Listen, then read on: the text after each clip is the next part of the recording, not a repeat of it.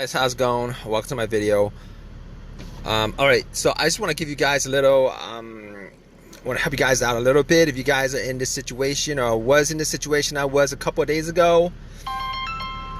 So basically, I was at a pet store getting a couple of hamsters, and spent most of the day pretty much just hanging out, shopping, etc., etc. This was my last stop of the day. All right. I had no issues with my car, so went to pick up two hamsters, parked my car, went in to the pet store for a good, for a good hour, just looking around the, animals, the reptiles, the fishes, etc., etc. Picked up two hamsters. It was a hot day. Got back in my car, tried to start it, and it cranked. It cranked good. It cranked strong. But it didn't. The engine wouldn't run. It wouldn't run. So I was thinking to myself, okay, this probably has something to do with the battery that I replaced maybe a month ago. I think because I kind of had the same situation before, but before I had like a really slow crank. It was a weak crank, and then it wouldn't crank anymore, and I just had click, click, click, click, click, click, click. But I just assumed since I had that issue, I probably. I was probably having something related to that issue, so wasn't really worried about it because worst case scenario, I exchanged the battery. It was a bad battery or whatever, but I did have my hamster around, and it was like 90 degrees that day, 2 days ago. So I did my normal checks. I turned my headlights on, went out, checked out my headlights, my beams, just to see how bright they were. Now, granted, obviously this was around 4 o'clock. The sun was out. It was very hot. It was very bright, and the headlights were strong. I could actually see the headlights. They were on.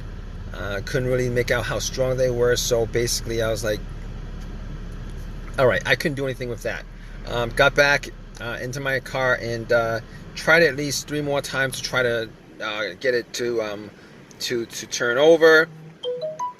So basically, I had even set it to neutral and tried to turn over. Pressed the accelerator a couple of times, see if I could. Maybe it was a gas thing. I didn't know I didn't know exactly what the situation was, so I was just trying to figure out how I can get it to start up. None of those things work, obviously. So I was like thinking to myself, okay, I gotta check out the battery. So I went out, checked out the battery, make sure all the terminals were tight, make sure the terminals were clean. Now I didn't clean up the terminals when I had put this battery when I got the battery last month. So I had there was I believe there was a 7-Eleven close by. Took my hamsters to 7-Eleven, got a can of Coke, and poured some Coke over the terminals, and pretty much just wiggled the terminals off. Now, they weren't super tight, but they weren't loose either. So I was able to wiggle the terminal, two terminals off. Had some paper towel with me, clean it up. Now, at this point, I did put my hamster back. I did go into the pet store and, have them look at my hamster in this situation. But I cleaned up the terminal, popped it back on, and got it clean enough. I wouldn't say it was very clean. There was some bluish white stuff on there. Got it clean enough. So I was like, I popped it back on, and was all ready to go back home and try to start it, and it would do the same thing. It would crank and not start. Now, I couldn't figure out 100% whether it wasn't a battery or not. So what I pretty much did was I pretty much took out a power pack that I bought from Walmart, along with my $50 battery that I bought from Walmart. And I just assumed maybe it was the $50 battery that was the problem. Maybe it was cheap. But I've had these batteries, the Walmart value brand batteries. I've had them, for years and years and years. I never had any issues with it, but maybe this is like the first time. Anyway, so basically what I did was, I got I got that pop pack out, popped it on. It was at about 75% charged up, and was about to go home. All right, that was what was on my mind. I was like, I'm gonna get this started. Probably the battery was a bit weak. Try to start it, and nothing. Same thing, cranked. Everything else worked. It cranked, and still wouldn't start. So I was thinking to myself, okay, this might be a bigger problem. I might have a bigger problem. So I'm like thinking to myself, okay. All right, let's check the ground wire.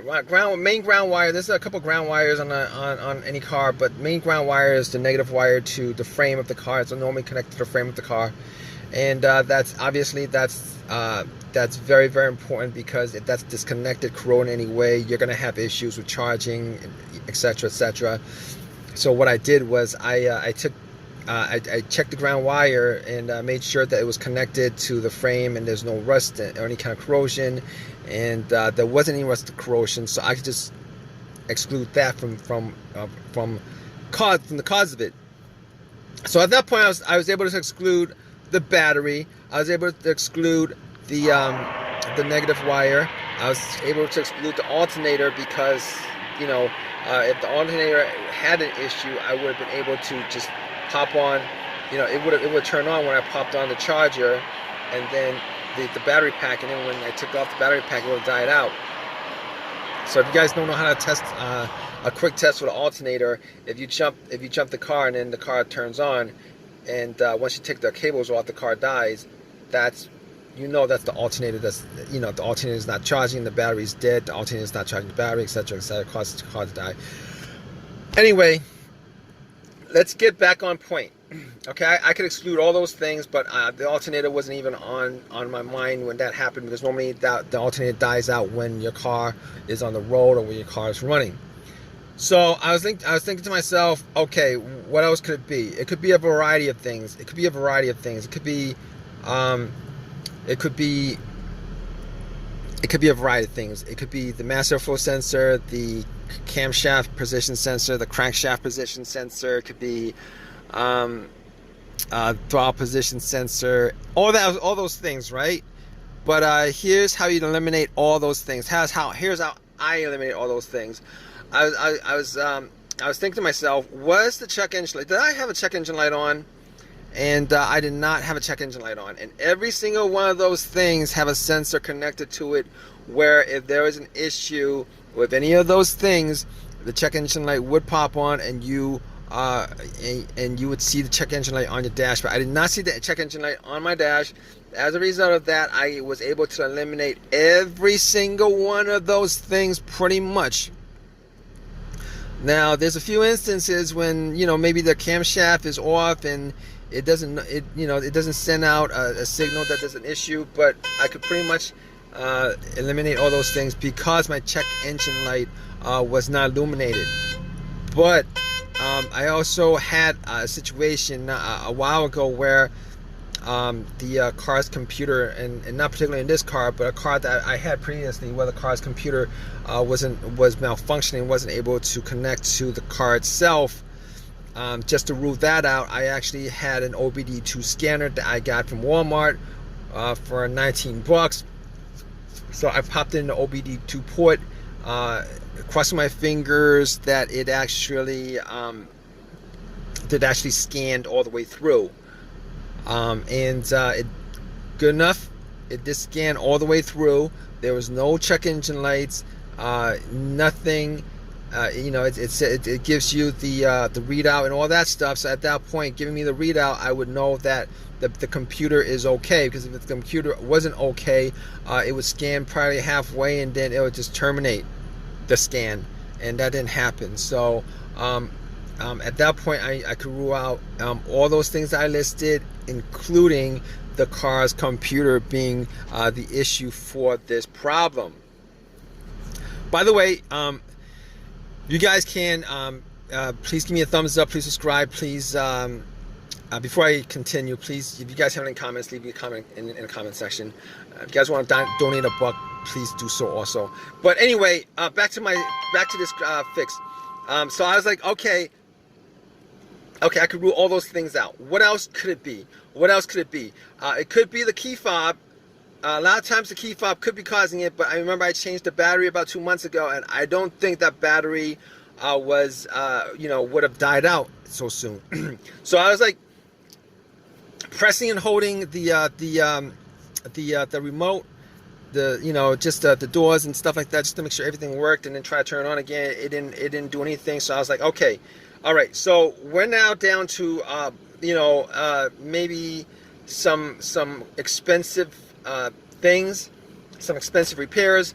But just before that, we have a couple of things that we could do just to figure out what the issue was, and this is what I did. So I was thinking maybe it was the fuel pump. All right. Now, normally with this fuel pump test, you need two people. One to turn the car to the on position, the other person to be right next to the gas cap to listen with the gas cap off, just to listen to see whether there's any kind of whizzing sound coming from the fuel pump. Now, it was just me out there and the hamsters that I had at the shop, so I was like, all right, let me just get in my car, roll out the windows. It was very, very hot. Turn off the radio, the blower motor, etc., and I'm going to put it to the on position a couple of times, see if I can hear any kind of whizzing sound. Turned it on position, wasn't able to make out too much whether there was a whizzing sound coming from the fuel pump or not. So I was like, okay, can't figure it out that way. So we're gonna do the next best thing. The next cheapest thing, which is to check out the fuses and the relays. So I popped open the fuse box and pretty much went through the fuses just to see whether any of the fuses were blown, whether I smelled any kind of burnt smell, whether there was any kind of brownish coloration on any of the top of the fuses. And the fuses looked fine. I didn't see any, didn't smell anything. The fuses looked fine. So I was like, okay, all right, we're gonna go to the next troubleshooting step, and this troubleshooting step is going to be the relay. We're gonna check out the relay. We're gonna make sure that the fuel pump relay, and it's particularly the fuel pump relay, because I wasn't going to check out the starter relay or any of those other relays, because I know the starter works. The starter cranks real strong.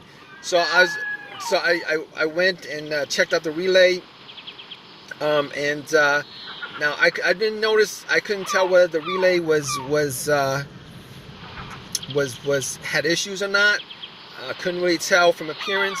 So what I did was I pretty much took the relay out from that was for another part, another electrical thing in the car, and I pretty much just swapped out the relay for the fuel pump, checked out where the fuel pump relay was, swapped that out for the other one, just made sure that the other relay had the same specs as the one that I popped out from for the fuel pump. Anyway, I swapped those out and went back into my car and tried to start it. And just to make a long story short, I pretty much popped it, and bam, it came back. It started up. I was so happy it started up. Everything worked. The AC worked. So I knew at that point that it wasn't a fuel pump. It was a fuel pump relay, which was the cheaper of the two to fix, obviously. Got my hamsters, went to AutoZone, drove it to AutoZone, without changing any change, got to AutoZone, got another relay for about, I don't know, $14 or something like that. Popped it back, just pretty much just pop that in, and this car has been starting up good ever since. It's so if you guys are ever in this situation, definitely go through all the steps. Go through all the steps that I went through. All right, as far as troubleshooting is concerned, there's a good chance that one of those things is the cause of your crank no start situation, and hopefully it wasn't. Hopefully you guys get your situation.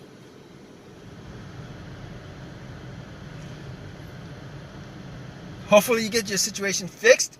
Hopefully everything works out for you guys. Now, like I said before, if you guys want to give me a thumbs up, please give me a thumbs up. Please leave your comment in the comment section, whatever's happening with your car. Maybe you could help other people out with maybe your situation too. And if you guys want to donate anything to me, donate whatever you guys want to me, $1 or whatever. And aside from that, thank you for watching this video. Hope this has helped you guys out in any way possible. Like I said, guys, just go down the list of all the things I listed. There's a good chance that one of those things is causing your car situation. All right, guys? Take care.